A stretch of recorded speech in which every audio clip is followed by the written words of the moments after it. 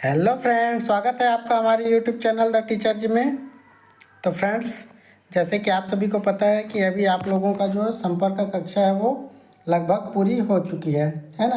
अब आप लोगों को जो है वो असाइनमेंट लिखने के लिए,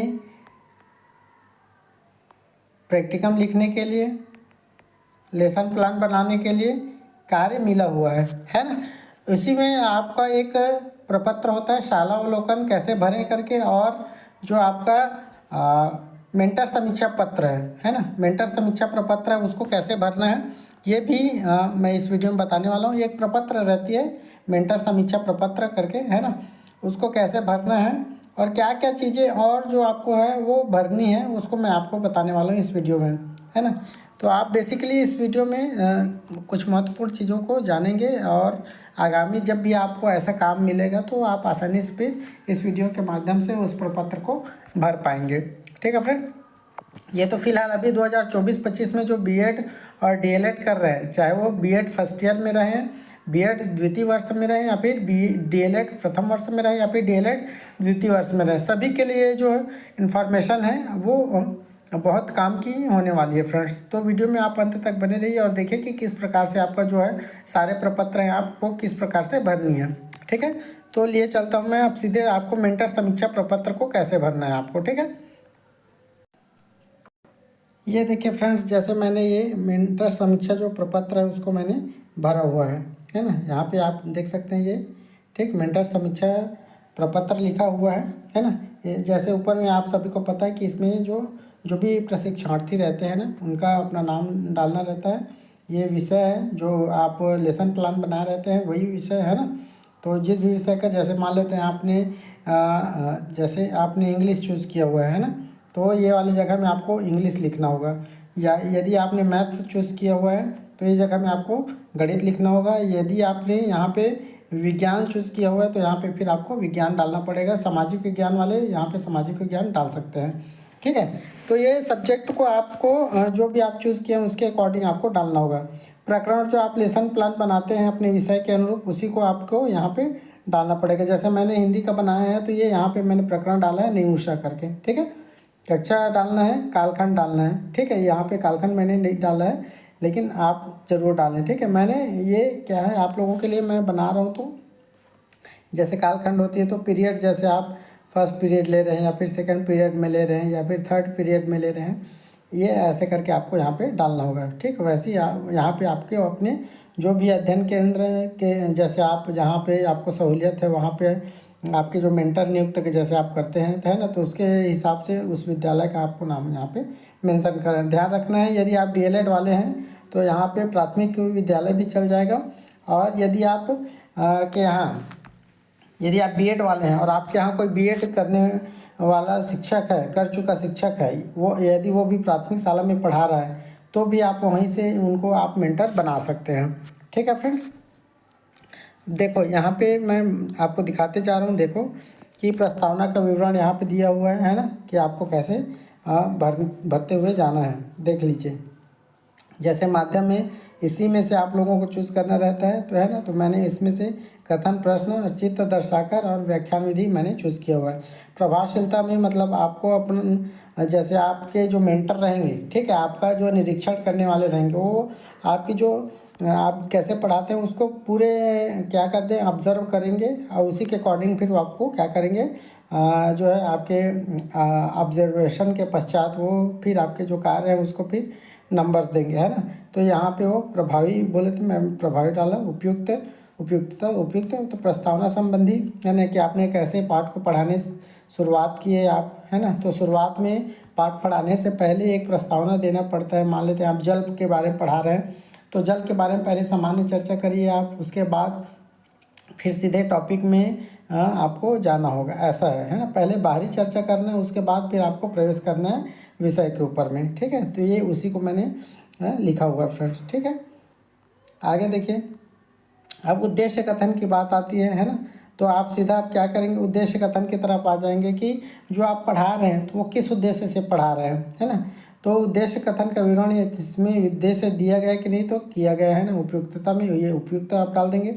सारे जो आप मेंटर समीक्षा प्रपत्र जैसे भरेंगे, है ना, लगभग सभी का जो प्रारूप है, जो सबका लिखने का जो तरीका है वो लगभग सेम ही रहेगा। कुछ कुछ चीज़ें आपको जो सब्जेक्ट है, जो प्रकरण है, उसके अकॉर्डिंग आपको चेंज करना पड़ेगा। ठीक है, शब्दों को कुछ कुछ, जैसे मैंने यहाँ पे चित्र विधि डाला हुआ है, उदाहरण डाला हुआ है, प्रश्नोत्तर विधि डाला है ना। तो कोई इन चीज़ों को आप अपने टॉपिक के अकॉर्डिंग चेंज कर सकते हैं फ्रेंड। ठीक है, फिर आप प्रस्तुतिकरण कैसे करना है ये आपको देखिए। तो देखो, पाठ प्रारंभ करने से पहले जैसे आप सामान्य रूप से क्या करते हैं, आदर्श वाचन करते हैं। मान लेते हैं आप हिंदी पढ़ा रहे हैं, सामाजिक विज्ञान पढ़ा रहे हैं, तो थोड़ा सा क्या करेंगे, आप पढ़ेंगे, फिर बच्चे उसको क्या करेंगे, दोहराएंगे या फिर सुनेंगे, उसके बाद वो दोहराएंगे। ऐसा कुछ आदर्श वाचन जब आप करेंगे तो बच्चे लोग दोहराते हैं उसको, है ना। तो ये आदर्श वाचन हो गया। सस्वर वाचन, मान लेते हैं आप पोयम पढ़ा रहे हैं या फिर कुछ चीज़ और पढ़ा रहे हैं, तो उसको लयबद्ध तरीके से पढ़ाना होगा। वैसे ही जो भी आप सब्जेक्ट, जिस भी सब्जेक्ट का आप लेसन प्लान बना रहे हैं, उस हिसाब से आपका जो मेंटर समीक्षा प्रपत्र है वो बनते जाएगा। ठीक है फ्रेंड्स, क्या प्रयुक्त विधि उपयुक्त थी, तो हाँ ठीक है, लगभग सभी में हाँ आपको भरना है, ऐसा है। और यदि प्रयुक्त विधि उपयुक्त नहीं थी तो क्या उपयुक्त होता, तो ये जगह आप यहाँ पे हाँ आ गया तो ये इसको भरने की ज़रूरत नहीं है। ठीक है, आगे देख लीजिए क्या बोला गया आगे। आगे बोला गया है कि पाठ का विकास किस प्रकार किया गया, मतलब जो आपको पाठ मिला था, जो टॉपिक मिली हुई थी, उसको और किस बेहतर तरीके से आपने प्रेजेंट किया, ऐसे करके यहाँ पे बात रखी गई है।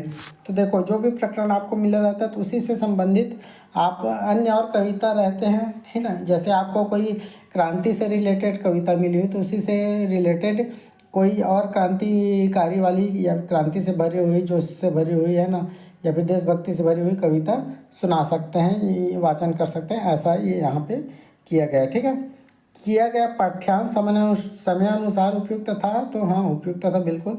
बहुत प्रश्न पूछे गए, मतलब हाँ, मतलब जो प्रकरण आपको मिला है ना, उसमें से ही आपको प्रश्न बनाने हैं। ठीक है, उसी में से कि आपने जो पढ़ाया तो बच्चे समझ पाए, उस प्रश्नों का उत्तर दे पाए कि नहीं दे पाए।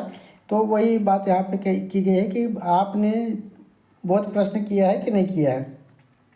तो बोध प्रश्न संबंधी आपका अभिमत क्या है, तो प्रकरण पर आधारित बोध प्रश्न पूछे गए जो उचित प्रतीत हुआ।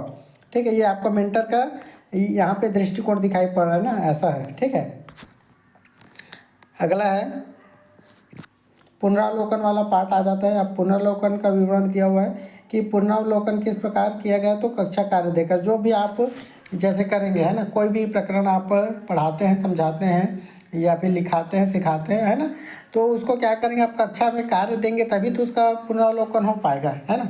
आप उसका अवलोकन करेंगे, है ना। तो उसी को यहाँ पे मैंने किया हुआ है। ठीक है, पुनरावलोकन उपयुक्त था या नहीं था, तो उपयुक्त था। ठीक है, इतना लिखोगे सफिशिएंट है। अगला है अनुप्रयोग।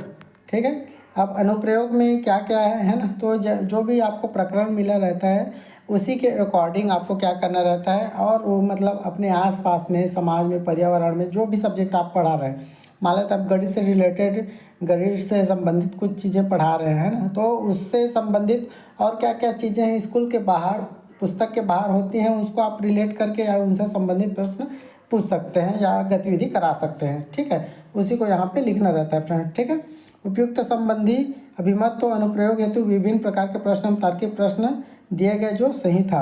ठीक है, अब श्याम पट कार्य, निश्चित रूप से जैसे आप क्लास में जाते हैं तो आपकी क्लास में क्या रहता है, श्याम पट रहता है, ब्लैक बोर्ड रहता है ना।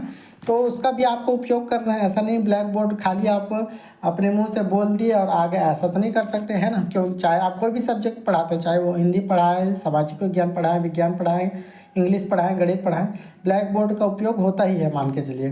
ठीक है, तो उसी का क्या करना है, आपको उपयोग करना है। तो कैसे उपयोग करना है कि जो भी प्रकरण आपको मिला तो उसका सबसे पहले तो आप शीर्षक लिखेंगे, है ना, दिनांक लिखेंगे, कालखंड लिखेंगे, और जो भी जैसे उसमें शब्द, मान लेते हैं हिंदी आप पढ़ा रहे हैं तो उसमें कुछ शब्द ऐसे हैं कि कुछ शब्द कठिन है, तो उस कठिन शब्दों को आपको लिखना है और उनका मायने भी आपको बताना है, शब्दार्थ भी बताना है, ताकि बच्चे उसको समझें, उन शब्दों को समझें, और फिर जैसे आप प्रश्न करेंगे तो उसका जवाब फिर वो दे पाएंगे। ठीक है, अगला है 7वां बिंदु है कि प्रश्नोत्तर। ठीक है, तो क्या छात्रों से प्रश्न पूछे गए, तो हाँ बिल्कुल।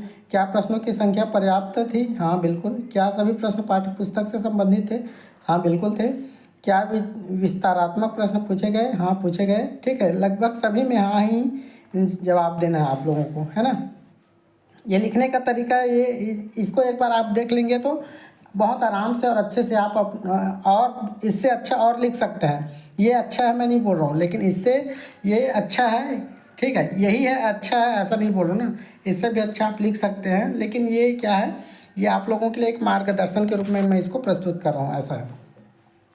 प्रश्न करने का दक्षता संबंधित अपना अभिमत देना है, मतलब ये आपके लिए जो मेंटर है वो अपना अभिमत दे रहा है ना। क्या क्या दे रहा है? छात्रों से प्रकरण के अनुसार उनकी बौद्धिक क्षमता अनुसार प्रश्न कर उत्तर प्राप्त किए जो सराहनीय रहा। ठीक है, अगला बिंदु है कि सहायक सामग्री। अब सहायक सामग्री के ऊपर भी बात आती है ना। तो सहायक सामग्री में देखो क्या क्या होती है। ये इसमें से दिया तत्कालिक रेखा चित्र, लपेट श्याम पर चित्रित प्रादर्श प्रयोग सामग्री या फिर अन्य कोई। ठीक है, ये आपके सहायक सामग्री होते हैं, वो आपके विषय अनुरूप होगी फ्रेंड्स, है ना, कि आपको चौक ले जाना है, डस्टर ले जाना है कि नहीं ले जाना है, वो आप सभी आप क्या रहेंगे, वो सहायक शिक्षण सामग्री के अंतर्गत आ जाएगी। ठीक है, तो उसी का विवरण यहाँ पे देना है।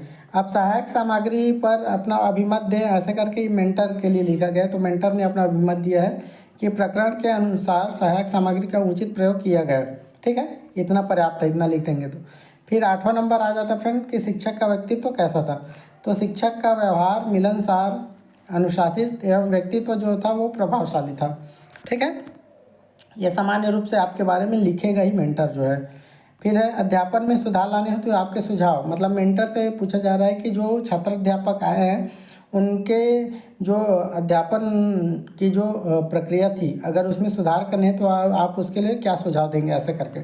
तो विषय वस्तु या प्रकरण को कक्षा के पूर्व तैयारी कर सीखना एवं समझाना चाहिए, सिखाना एवं समझाना चाहिए। मतलब जो भी आप पढ़ाने जा रहे हैं, है ना, तो आपको क्या करना है, पहले से उसकी तैयारी करके जाना है, तभी तो आप कक्षा में जाके अच्छे से क्या कर पाएंगे, प्रेजेंटेशन दे पाएंगे, अच्छे से डिस्प्ले कर पाएंगे, है ना। तो ये चीज़ें यहाँ पे की गई हैं।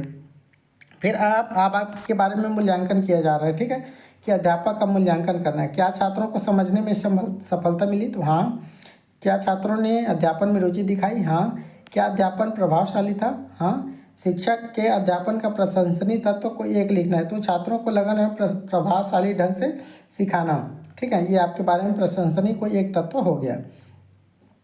शिक्षक में रोके जाने योग्य दोष कोई एक। ठीक, तो यदि आप बहुत उच्च शैली का प्रयोग करते हैं, है ना, बहुत मतलब एकदम से जो बच्चों के समझ से परे है, अगर उस चीज़ का यदि आप प्रयोग करते हैं, है ना, तो वो आपके दोस्त के रूप में गिना जाएगा, है ना। तो उसी के स्थान पे आपको सरल शिक्षा शैली का क्या करना है, प्रयोग करने के लिए आपको यहाँ पे बात की गई है फ्रेंड्स। ठीक है, अंत में यहाँ पे मूल्यांकनकर्ता का हस्ताक्षर रहेगा और यहाँ पे आपका छात्र अध्यापक का हस्ताक्षर रहने वाला है। ठीक है, लगभग सभी जो मेंटर समीक्षा प्रपत्र है उसको इसी प्रकार से भरना है ना। प्रत्येक लेसन प्लान के साथ आपको मेंटर समीक्षा प्रपत्र बनाना है। जैसे 5 लेसन प्लान मिला हुआ है एक सब्जेक्ट के लिए, तो आपको 5 सेट क्या करना है, समीक्षा प्रपत्र भरना होगा। ठीक है, कोई भी सब्जेक्ट के लिए मिले, चाहे हिंदी के लिए मिले, सामाजिक विज्ञान के लिए मिले, इंग्लिश के लिए मिले, गणित के लिए मिले, विज्ञान के मिले, है ना, आपको 5-5 बनानी है। मतलब आपके जो सेंटर में जैसे बोला गया है उसके अकॉर्डिंग आपको बनाना है। जैसे कई सेंटरों में 5 बोला गया होगा, कई सेंटरों में 10 लेसन प्लान बनाने के लिए बोला होगा, एक सब्जेक्ट 10 लेसन प्लान बनाना, तो उसके हिसाब से आपको फिर समीक्षा प्रपत्र को आगे भी बढ़ाना होगा, है ना। 10 समीक्षा प्रपत्र बनाना होगा अगर आपको 10 लेसन प्लान बनाने के लिए बोला गया होगा तो। ठीक है, अब इसमें कुछ चीज़ें और है, उसको मैं कुछ इसके अतिरिक्त और कुछ चीज़ें उसको भी मैं आप लोगों को इसी वीडियो के माध्यम से शेयर कर रहा हूँ। ठीक है, जैसे देखो मैंने यहाँ पे सामाजिक विज्ञान का भी दे दिया है ना, विषय सामाजिक विज्ञान का, प्रकरण, कालखंड, कक्षा, ये सब आप लिख सकते हैं, है ना। ये सामाजिक विज्ञान का एक बार देख लीजिएगा, है ना। लगभग मिलता जुलता ये समीक्षा प्रपत्र जो है वो बनता है फ्रेंड्स। ठीक है, ध्यान रखिएगा। तो ये सामाजिक विज्ञान का है। आप देखो, अब आपको देखो क्या करना है, ये जो मेंटर नियुक्ति प्रपत्र रहता है उसमें क्या भरना है। देखो पंजीयन क्रमांक के लिए आपको क्या भर, यहाँ पे सभी की क्वेरी आ रही थी कि पंजीयन क्रमांक में क्या भरना है, ऐसे करके। तो सीधी सी बात है फ्रेंड्स, यहाँ पे जो आपका इनरोलमेंट नंबर है, ठीक है, उसी को यहाँ पे भरना है। ठीक है, अब ये इनरोलमेंट नंबर कहाँ से मिलेगा, तो देखो जैसे ही आप संपर्क क्लास गए होंगे, है ना, या फिर जाएंगे आने वाले समय में, मान लेते हैं आप एंट्रेंस एग्ज़ाम दिलाएंगे, उसके बाद आपका सिलेक्शन होगा, तो संपर्क क्लास में जैसे ही आप जाएंगे तो आपको जो अध्ययन केंद्र वाले होंगे वो क्या करेंगे, एक प्रपत्र देंगे, उसमें आपको साइन भी कराएंगे बाकायदा। ठीक है, उसमें एनरोलमेंट नंबर रहेगा, उसमें रोल नंबर लिखा रहेगा, मैं आपको उसका प्रारूप अभी दिखा देता हूँ। ठीक है, तो उसी में से जो पंजीयन क्रमांक है, जो इनरोलमेंट रहेगा, उसको आपको यहाँ पे क्या करना है, फिलअप करना होगा। ठीक है, ये भरा हुआ है, आपको ध्यान में रखना है। ठीक है, ये ऐसे पूरा आप लोगों को भरना होगा। ठीक है, ये अभी खाली है क्योंकि मैंने ये केवल आप लोगों को बताने के लिए फ्रेंड्स, है ना, तो इसको आप लोगों को पूरा भर के ले जाना रहेगा, है ना। और यहाँ पर भी एक बार पंजीयन का पुनः उल्लेख करना है आप लोगों को, है ना, यहाँ पे। ठीक है, ये पंजीयन क्रमांक करके, ठीक, पंजीयन क्रमांक ये हो, तो मैं आप लोगों को प्रारूप दिखा देता हूँ फ्रेंड्स। ठीक है, वो जो आपका इनरोलमेंट रहे और उसमें रोल नंबर भी रहे, वो वाला। ये देखिए फ्रेंड्स, ये ऐसा प्रारूप आप लोगों को मिलेगा, है ना। यहाँ पे देखिए सीरियल नंबर लिखा हुआ है, ये इनरोलमेंट नंबर देख लीजिए, है ना। इसी में से आपका जो भी इनरोलमेंट नंबर रहेगा वो आपको लिखना है। फिर यहाँ पे रोल नंबर लिखा हुआ है, इसको कहाँ पे लिखना है, रोल नंबर कहाँ पे लिखा जाएगा, तो जैसे आप असाइनमेंट लिखेंगे तो असाइनमेंट में रोल नंबर लिखने का और इनरोलमेंट नंबर लिखने का एक जगह रहता है। ठीक है, और उस रोल नंबर को आप लोगों को शब्दों में भी लिखना रहेगा, तो शब्दों में कैसे लिखेंगे, जैसे यहाँ पे 2 है तो 2 लिखेंगे शब्द में, 5 है तो 5 लिखेंगे, 1 है तो 1, 0 है 0, 3 है तो 3, 1 है तो 1, 0 है 0, 1 है तो 1, ऐसे करके आपको शब्दों में रोल नंबर को लिखना है। ठीक है, पहले अंकों में लिखना होगा और नीचे तरफ आप आएंगे तो फिर उनको शब्दों में लिखना रहता है।